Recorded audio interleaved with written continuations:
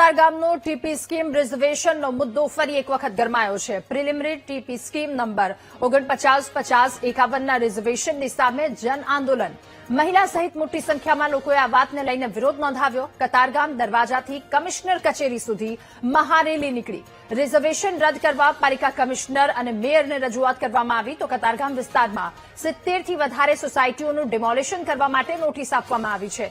25-25 વર્ષથી રહેતા પરિવારો પોતાનું ઘર બચાવવા માટે મહેનત કરી રહ્યા છે। કેટલાક લોકો ઘરો તૂટી ગયા અને કેટલાકની દુકાનો તૂટી ગઈ છે। ત્યારે મોટી સંખ્યામાં લોકો કમિશનર કચેરી સુધી પહોંચ્યા છે। ઘર બચાવવા માટે આંદોલન। મોટી સંખ્યામાં મહિલાઓ પણ રસ્તે ઉતરી। 25 વર્ષથી જે ઘરમાં રહી રહ્યા છે એ પરિવારો પોતાનું ઘર બચાવવા માટે હવે રસ્તે ઉતર્યા છે અને કેટલાક લોકોના ઘર તૂટી ગયા છે તો કેટલાકની દુકાનો પણ તૂટી છે। ટીપી સ્કીમ રિઝર્વેશનનો મુદ્દો ગરમાયો છે અને આ મુદ્દાને લઈને મોટી સંખ્યામાં લોકો રેલી કાઢી। મહિલા સહિત મોટી સંખ્યામાં લોકોએ આ વાતને લઈને વિરોધ પણ નોંધાવ્યો છે। ત્યારે ટીપી સ્કીમ રિઝર્વેશનનો મુદ્દો ફરી એક વખત સુરતમાં ગરમાયો છે। જન આંદોલન કરવામાં આવ્યું। મહિલા સહિત મોટી સંખ્યામાં લોકો ઉમટ્યા છે, મહારેલી કાઢી।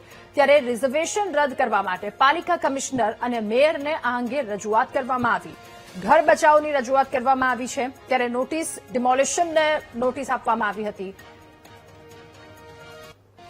વધુ માહિતી મેળવીશું। સંવાદદાતા ધ્રુવ આપણી સાથે લાઈવ જોડાયા છે। ધ્રુવ, ટીપી સ્કીમ રિઝર્વેશનનો મુદ્દો ગરમાયો છે, મોટી સંખ્યામાં લોકો રસ્તા પર ઉતર્યા।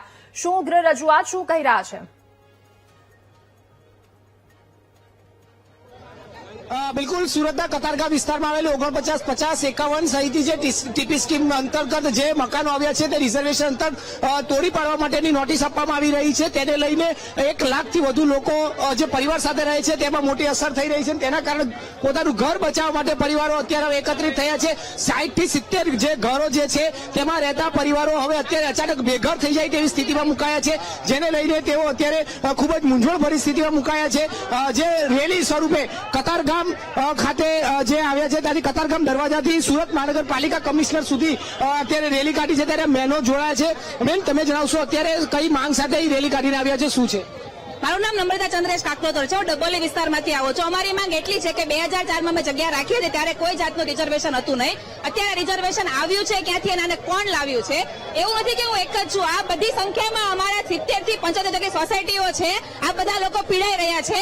અમે અગાઉ પણ રેલી કાઢી છે ત્યારે અમને કોઈ જવાબ આપવામાં આવ્યો નથી। અત્યારે અમારી માંગ એ છે કે અમારી માંગો પૂરી કરો, અમને અમારું ઘર આપી દો। બેન, તમે જણાવશો કેવી સ્થિતિમાં મુકાઈ ચૂક્યા છે? હવે તમારું ઘર તોડી પાડવાની વાત કરવાય છે ત્યારે જયારે એક પંખી પોતાની ઘર તરફ વળે ને સાંજે માળા તરફ, ત્યારે સુકૂનથી પડે। અમે જયારે કામ કરીને ઘર તરફ વળીએ ને ત્યારે અમે વિચારીએ છીએ કે અમે ઘરે ક્યાં જશું એમ। જયારે અમારું ઘર જ સરકાર તરફથી છીનવાઈ ગયેલું હોય તો આજે અમારે ઘર છે છતાં અમારે ભાડાના મકાનમાં રહેવું પડે છે। બિલકુલ, એટલે રિઝર્વેશનને લઈને અત્યારે મોટી સંખ્યામાં લોકો અહીં પાલિકા કમિશનર કચેરી ખાતે આવ્યા છે। તમે જણાવશો અત્યારે શા માટે પાલિકાની ઓફિસ આવ્યા છો અને શું માંગ લઈને આવ્યા છો? કતારગામના 1 લાખ લોકોને અસર કરતો આ ખૂબ જ ગંભીર અને સૌથી મોટો પ્રશ્ન છે। કતારગામની અંદર સોસાયટીની વાડી હોય, મકાનો હોય કે ખુલ્લા રસ્તાઓ હોય કે ખુલ્લા પ્લોટની અંદર સરકારે રિઝર્વેશન મૂક્યું છે। અમે આ બાબતે છેલ્લા 3 વર્ષથી લડત લડી રહ્યા છીએ। અમને ન્યાય નથી મળતો, અમને અમારો હક નથી મળતો। અમે છેલ્લા 3 વર્ષથી લડીને અમે વડાપ્રધાન, રાષ્ટ્રપતિ, મુખ્યમંત્રી, સાંસદો, ધારાસભ્યો, કોર્પોરેટર તમામ લોકોને અમે રજૂઆત કરી છે, પણ ફક્ત ને ફક્ત અમને આશ્વાસન મળી રહ્યું છે। 1 લાખ લોકોને અસર કરતો જો આ ગંભીર પ્રશ્ન હોય તો અમે સરકારને વિનંતી કરીએ છીએ કે આના માટે તમે જલ્દીમાં જલ્દી આના માટે સરકાર કંઈક નોટિફિકેશન જાહેર કરીને રિઝર્વેશન રદ કરવામાં આવે અને જે પોતાનો હક અને ન્યાય પોતાને મળે તેવી અમારી મુખ્ય માંગ છે। તમે જણાવશો અત્યારે પાલિકા કમિશનર સુધી આવ્યા છો, જે ન્યાય નહીં મળે તો આગામી દિવસોમાં કઈ રીતની તૈયારી? આજે અમે કતારગામ વિસ્તારના મોટા ભાગના લોકો લેખિત રજૂઆત કરવા આવ્યા છે અને અમારી માંગણી છે કે અમારો જે રિઝર્વેશનનો વિષય છે એનું તાત્કાલિક નિરાકરણ કરવામાં આવે। જો આવું કરવામાં ક્યાંય વ્યવસ્થા તંત્ર ક્ષતિ કરશે તો આવતા સમયમાં આ વિષયને ખૂબ મોટા સ્વરૂપે અમે સમગ્ર ગુજરાત સુધી લઈ જવાના પ્રયત્નો કરીશું।